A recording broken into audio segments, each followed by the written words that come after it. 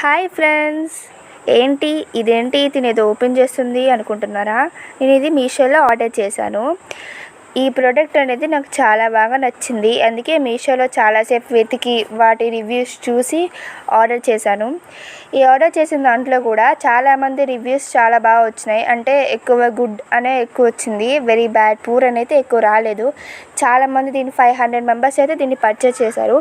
నేనైతే రివ్యూస్ చాలాసేపు చూసి మరి దీన్ని తీసుకున్నాను. చూసేద్దాం ఓపెన్ చేసాక ఎలా ఉంటుందో.